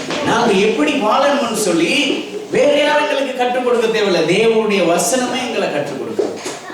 ஆமென், ஆமென். 4:22 சொல்லுது, எபேசியர் 4:22, அந்தபடி முந்தின நடக்கைக்குரிய மோசம் போக்கும் இச்சைகளாலே கெட்டு போகிற பழைய மனுஷனை நீங்கள் களைந்து போட்டு உங்கள் உள்ளத்திலே யாரை போட்டுக்கொள்ள சொல்றார், உங்கள் உள்ளத்திலே யாரை, புதிதான ஆவியை. அந்த புதிய ஆவி யாரு, இயேசு சொன்னார், அந்த தேற்றரவாளனை அனுப்புகிறேன், அவர் உங்களை சகல சத்தியத்துக்குள்ளும் உங்களை. ஆவியானவருடைய வேலை என்ன, சத்தியத்துல நடத்துறது. ஆமென், ஆமென். எபேசியர் 3:11 சொல்லுது, இயேசு கிறிஸ்துவை கொண்டு எல்லாவற்றையும் 12வது அவரை பற்றும் விசுவாசத்தினால் அவருக்குள் நமக்கு தைரியமும் திட நம்பிக்கையோடு அவரிடத்தில் சேரும் ஸ்லாக்கியமும் உண்டாயிருக்கிறது. இன்றைய காலகட்டத்தில் உள்ள பிரீச்சர்ஸ், ஊழியக்காரர்களை பத்தி பவுல் 2000 வருஷத்துக்கு முதல்ல எழுதி வச்சான். எப்படிப்பட்ட மனுஷனா இருக்கும், இந்த காலத்துல என்னென்ன நடக்க போகிறதுன்றத 2000 வருஷத்துக்கு முதல்ல எழுதி வச்சுட்டான் பவுல். இன்னைக்கு வருவார்கள் ஊழியக்காரர்கள், அவர்களுக்கு ஒரு பெரிய ஒரு ஸ்டேஜ் இருக்கணும், லைட்ஸ் இருக்கணும், புகை இருக்கணும். இது இருந்தா தான் ஆவியானவர் கிரியை செய்வார். இன்னைக்கு நீங்க லைட்ஸ் இல்லைன்னு சொன்னா, புகை இல்லைன்னு சொன்னா, கலர்ஃபுல் லைட்ஸ் இல்லைன்னு சொன்னா, ஸ்டேஜ் இல்லைன்னு சொன்னா வரமாட்டாங்க. இப்படிப்பட்டவங்களுக்கு என்ன பேர் தெரியுமா, நான் சொல்லல, பவுல் தான் சொல்றார், தியேட்டரிக்கல் பிரீச்சர்ஸ். தியேட்டரிக்கல் பிரீச்சர்ஸ் சொன்னா பெரிய ஸ்கிரீன்ல உங்களை முகம் தெரியணும், நீங்க இங்க நிக்கிறத எல்லாரும் பார்க்கணும், நீங்க பேசுறது எல்லாரும் கேட்கணும். ஆனா நீங்க என்னத்தை பார்த்தீங்க, என்னத்தை கேட்டீங்க, அவரை பார்த்தீங்க, அவர் பேசுறத கேட்டீங்க, வார்த்தை உள்ள போனதா போகலையா? போயிருக்காது. ஏன்? நீங்க பார்த்தது முழுக்க அவர். This is theatrical preachings. எனக்கு மகிமை உண்டாக, எனக்கு பேர் உண்டாக நான் பேசுவனாயிருந்தால், இப்படிப்பட்ட பவுல் அதுக்கு ஒரு வேறொரு பேர் வச்சிருக்கிறார். பேர் வைக்கிறதுல பவுல் நம்பர் 1. இப்படிப்பட்டவர்களுக்கு எரேமியா 23:28 சொல்லுது, நல்ல வசனம், பெஸ்ட் வேர்ட். எரேமியா 23:28 சொப்பனம் கண்ட தீர்க்கதரிசி சொப்பனத்தை விவரிப்பானாக, என் வார்த்தை உள்ளவன் எவனோ, அப்படிதானே இருக்கு. என் வார்த்தைகளை உண்மையாய் சொல்வானாக. ஆமென். என் வார்த்தை உள்ளவன் எவனோ என் வார்த்தையை உண்மையாய் சொல்வானாக. இதுதான் ஆரோக்கியமான உபதேசம். என் வார்த்தை உள்ளவன் எவனோ அவன் உண்மையாய் சொல்வானாக, கட்டுக்கதை சொல்லாதபடி. என் வார்த்தை உள்ளவன் எவனோ அவன் உண்மையை சொல்வானாக, அவரை பற்றி இவரை பற்றி சொல்லாதபடி. என் வார்த்தை உள்ளவன் எவனோ அவன் உண்மையை சொல்வானாக, அவர்கள் அங்க இங்க நடக்கிறத பற்றி பேசாதபடி. கோதுமைக்கு முன் பதர் ஏமாத்திரம். ஆமென். இப்ப கோதுமையும் இருக்கு, பதரும் இருக்கு. இந்த கோதுமைக்கு முன்னால இந்த பதர் என்ன சொன்னார்? வார்த்தை உள்ளவன் எவன். வார்த்தை உள்ளவன் தான் இந்த கோதுமை. இல்லாத சொன்ன குறைகுடம் தளம்பிட்டு இருக்கும். அதான் இந்த பதர். ஆமென். வசனத்தை கேட்கிற விதம் கேட்க வேண்டும். லூக்கா 13:24 சொல்றார், இடுக்கமான வாசல் வழியாய் உட்பிரவேசிக்க பிரயாசப்படுங்கள். அநேகர் உட்பிரவேசிக்க வகை தேடினாலும் அவர்களாலே கூடாமல் போகும் என்று உங்களுக்கு சொல்லுகிறேன். அவர் சொல்றார், அநேகர் இதுக்குள்ள நுழைய பார்ப்பாங்க, ஆனா எல்லாருக்கும் நுழைய முடியாது. ஏன்னா அது வாசல் இடுக்கம். சிலர் என்னன்னா மேல பெரிய தொப்பி போட்டிருப்பாங்க, சிலர் ஹை ஹீல் ஷூ, பெரிய பெரிய ஷூ போட்டு கோட் போட்டு அவர்கள் என்ன செய்வாங்க? குனிஞ்சு. போன கிழமை பார்த்தோம், சிலர் குனிந்து தொடர்றதுக்கு கூட விரும்ப மாட்டாங்க. சிலருக்கு எப்படின்னு சொன்னா, சிலர் ஜெபிக்கிறதுக்கு தலைமேல் கை வைத்து ஜெபித்து செய்தால் சானிடைசர் போட்டு போகணும். ஆனா இயேசு என்ன திரும்ப செஞ்சார்? எச்ச துப்பி அதை குலைத்து அதை அவனோட கண்ணுல பூசினார். அதுதான் அவருக்கும் எங்களுக்கும் உள்ள வித்தியாசம். குஷ்டரோகி என்னும் பாராமல் அவர் அவன் மேல கை வச்சார். ஏன்னா அவருக்குள்ள அந்த வல்லமை இருந்தது, அவருக்கு அது நெருக்காது.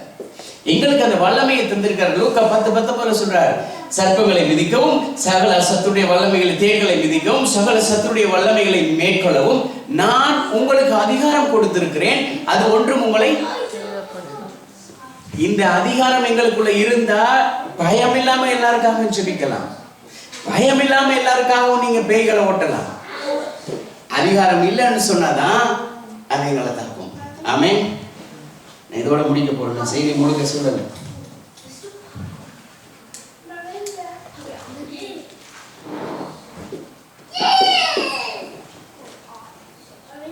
பிலிப்பியர் 3வது அதிகாரம் 10வது வசனம். பவுல் பிலிப்பியருக்கு எழுதும் பொழுது இப்படி சொல்றார், 3:10.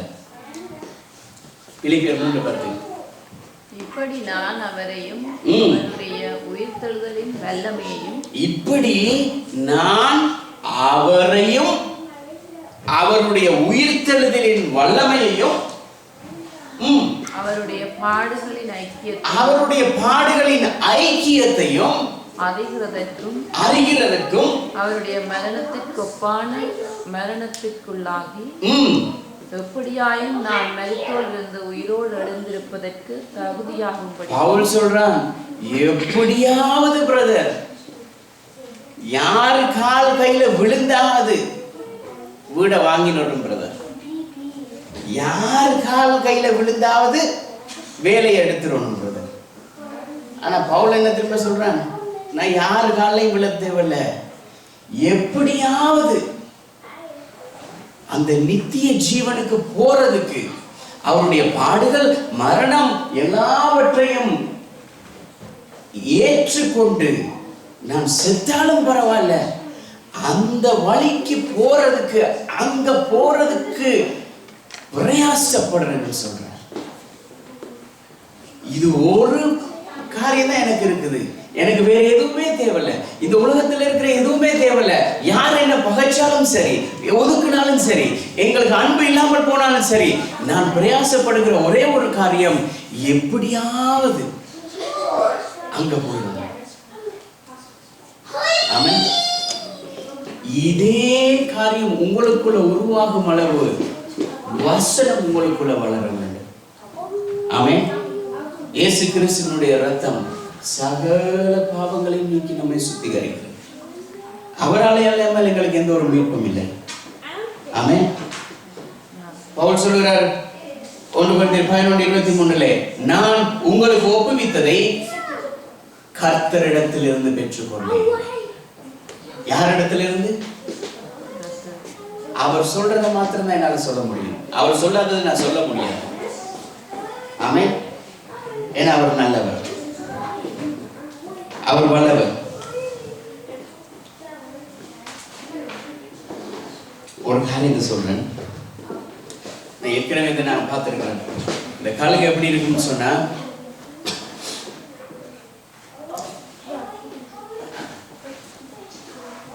உயர பறந்துட்டு இருக்கும். 40 வருஷத்துல அதோடைய எல்லாம் அந்த இறகெல்லாம் கொட்டிடும். எப்படி? இந்த கழுகுக்கு தன்னுடைய எல்லா இறகும் கொட்டிடும். இப்ப மற்ற பறவைகள், மிருகங்கள் பெரிய ராஜான்னு சொல்லிட்டு சிலர் இப்படி சொல்லுவாங்க. ஆனா இந்த இறகெல்லாம் கொட்டுறதுக்கு பிறகு அதுக்கு பலன் இல்லாமல் போயிடும். இப்ப அது என்ன தெரியுமா செய்யும்? அதனுடைய கூட்டுல போயிருந்து தன்னை அமைதியா காத்து கொண்டு மறுபடியும் அந்த புது செட்டைகள் வரும் பாருங்க, செட்டைகள் அடிச்சு மேலே எழும்பும். அதான் சொன்னார். அதுக்காக தான் அந்த வசனத்துக்கு ஆண்டவர் அடிக்கடி யூஸ் பண்றாரு. கழுகைகளை போல செட்டைகளை அடித்து உயர் எழும்பினாலும் சோர்ந்து போக மாட்டோம். 40 வயசு என்ன, 50 வயசு என்ன, எத்தனை வயசாகனா என்ன, கர்த்தருடைய பலத்தினால செட்டைகளை அடிச்சு எழும்பினா யாராலையும் நிறுத்த முடியாது. ஆமென். அதான் கர்த்தருடைய வசனம். ஹல்லேலூயா, ஹல்லேலூயா. காகங்கள் தான் ஏற்கனவே பார்த்தேன், காகங்கள் தான் கூட்ட கூட்டமா போகும். ஒரு குறிப்பிட்ட உயரத்துக்கு மேலே போக முடியாது. இந்த ராக்கெட் பார்த்துருக்கோம். இந்த ராக்கெட், இப்போ இந்த ராக்கெட் இங்கிருந்து அனுப்பக்குள்ள அதில் பார்த்தீங்கன்னா 1, 2, 3, 4 செக்ஷன்ஸ் இருக்கும். ஒவ்வொரு உயரத்துக்கும் போக போக போக ஒவ்வொரு பகுதி கலண்டு விழுது. ஆனா கடைசியா அந்த ஸ்பேஸ் ஸ்டேஷன்ல போய் செட் ஆகுறது என்ன தெரியுமா? ஒரே ஒரு முன்னால இருக்கிற அந்த முன்பகுதி மட்டும்தான். மற்றதெல்லாம் கீழே விழுது. மற்றதெல்லாம் கீழே விழுதுன்றதுக்காக மேல போகாம இருக்குது. எவ்வளவுதான் எங்களுக்கு பின்னால பாரங்கள், பிரச்சனைகள் எது வந்தாலும் பரவாயில்ல, எங்களை பிடிச்சி இழுத்து கொண்டு இருந்தாலும் பரவாயில்ல, நாங்கள் மேல போக போக போக போக போக அவருக்குள்ள அவருடைய வசனத்தை ஏற்றுக்கொண்டு அவருடைய வசனத்துல வளர வளர வளர வளர எல்லாம் கலண்டு கீழே விழுந்துடும்.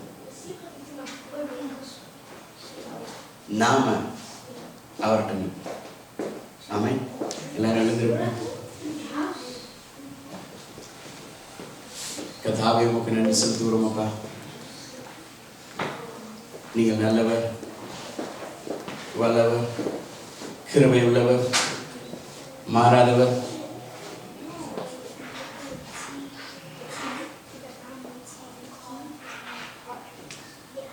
உம்முடைய வசனத்தை, உம்முடைய வார்த்தையின் நிழலிலே நீக்கவும், உம்முடைய வசனத்திலே நாங்கள் பலன் கொள்ளவும், சத்தியத்திலே நடக்கிறவர்களாகவும் நீக்க எங்களுக்கு நீங்க கருவை செய்தீங்க. கர்த்தாவே, உம்முடைய வசனத்துக்கு மாறாக எங்களுடைய வாழ்க்கையிலே சத்துருவான் கொண்டு வருகிற பலவிதமான காரியங்களா இருந்தாலும் எதுவா இருந்தாலும் சத்தியத்துக்கு போகாதபடி எங்களை தடுக்கிறதான சகல காரியங்களும் கர்த்தாவே எங்களுடைய வாழ்க்கையிலே எங்களை முன்னேற செல்ல முடியாதபடி உங்களுடைய வசனத்திலே முன்னேற முடியாதபடி இருக்கிற எல்லா தடைகளும் இயேசுவின் நாமத்தினால் நீங்கும்படியாக ஜெபிக்கிறோம். உங்களுடைய பிள்ளைகள் வசனத்தினாலும் வார்த்தையினாலும் வளர்கிறவர்களாகும். கர்த்தாவே உம்முடைய வசனமாகிய இந்த ஞான பாலின் மேல் அவர்கள் தாகமுள்ளவர்களாய் இருக்கவும், இரவும் பகலும் கர்த்தருடைய வசனத்திலே தியானமாய் இருக்கவும், அதை தியானிக்க கர்த்தர் கிருபை செய்வீராக. இயேசுவின் நாமத்தினால் நம்முடைய கரங்கள் ஒப்புக் கொடுக்கிறோம். ஒவ்வொரு பிள்ளைகளையும் ஆசீர்வதிக்கிறோம். இயேசுவின் நாமத்தினால் நல்ல பிதாவே, ஆமென். ஆமென்.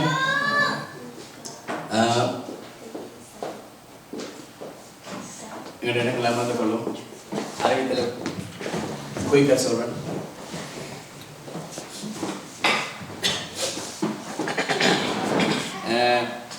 பைபிள் ஸ்டடி தற்காலிகமாக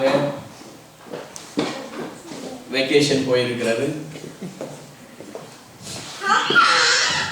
பைபிள் ஸ்டடி வெக்கேஷன் போகல, நாங்க வெக்கேஷன் போகிறபடியே பைபிள் ஸ்டடி காத்து நிற்குது. அவ்வளவுதான், காத்து நிற்குது. மறுபடியும் அது எங்களை எல்லாரையும் வந்து தட்டி எழுப்பும். அதே நேரம் மற்ற காரியங்கள் வளமை போல நடக்கிறது. இந்த கேம்பை குறித்து பிரதர் வந்து சொல்லுவார். உங்களுக்கு ஆராதனை முடிவில் உங்களுக்கு சொல்லுவார் என்ன என்ன காரியங்கள். நாங்கள் ஜெபிக்கிற ஜெபம் வீண் போகலை, கர்த்தர் இடத்துக்கு வந்துட்டார். அது எப்படி இடம் என்ன இடம்ன்றதை பற்றி அதையும் பிரதர் சொல்லுவார் உங்களுக்கு. ஆமென். அதான் சொல்றது, நாங்கள் நினைக்கிறதுக்கும் வேண்டிக் கொள்ளுகிறதுக்கும் அதிகமாகவே செய்வோம். நாங்க எதிர்பார்த்தது எப்படி தெரியுமா? ஒரு சின்ன கிரவுண்ட் ஒன்று வேணும், எல்லாரும் இருக்கிறதுக்கு ஒரு இடம் வேணும், ஜெபிக்கிறதுக்கு ஒரு இடம் வேணும், அவ்வளவுதான் கேட்டோம் கேம்ப். ஆனா கர்த்தர் அதுக்கு மேலவே செஞ்சுட்டார். ஆமென். கர்த்தர் உங்களை ஒருவரையும் ஆசீர்வதிப்பார். இந்த காரியங்களுக்காக ஜெபித்துக் கொள்ளுங்க. ஜனங்களையும் கூட்டி வாருங்க அந்த இடத்துக்கு. கர்த்தர் உங்களை ஆசீர்வதிப்பார். எல்லாருமே கர்த்தருடைய ஆசீர்வாதத்தை பெற்றுக்கொள்வோம். கர்த்தாவே, இயேசுவின் நாமத்தினால் மறுபடியும் வருகிறோம். நீர் நல்லவர், நீர் கிருபை உள்ளவரப்பா.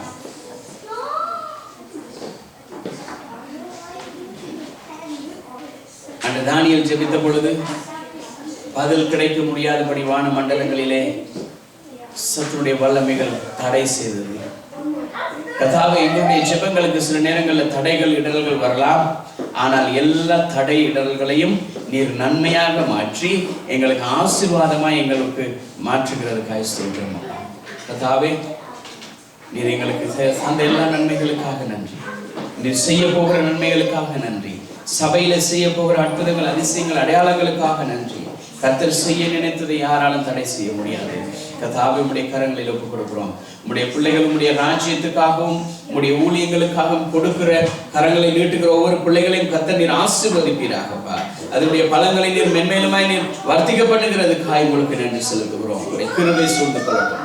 இயேசுவின் நாமத்தினால் ஒப்புக் கொடுக்கிறோம். மறுபடியும் உம்முடைய சமூகத்திலே நாங்கள் கூடி வருவரை உம்முடைய பிரசன்னம் எங்களோடு கூட வந்து நடத்தும்படியாக இயேசுவின் நாமத்தில் ஒப்புக் கொடுத்து ஜெபிக்கிறோம் நல்ல பிதாவே.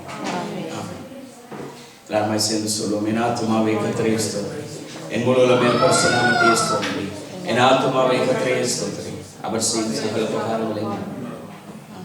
நம்முடைய கர்த்தராகிய இயேசு கிறிஸ்துவின் கிருபையும் தேவனுடைய அன்பும் பரிசுத்த ஆவியானவருடைய அன்பின் ஐக்கியமும் எங்கள் அனைவரோடும் கூட நடத்துவதாக. ஆமென். ஹல்லேலூயா. கர்த்தர் ஒவ்வொருவரையும் ஆசீர்வதிப்பார்.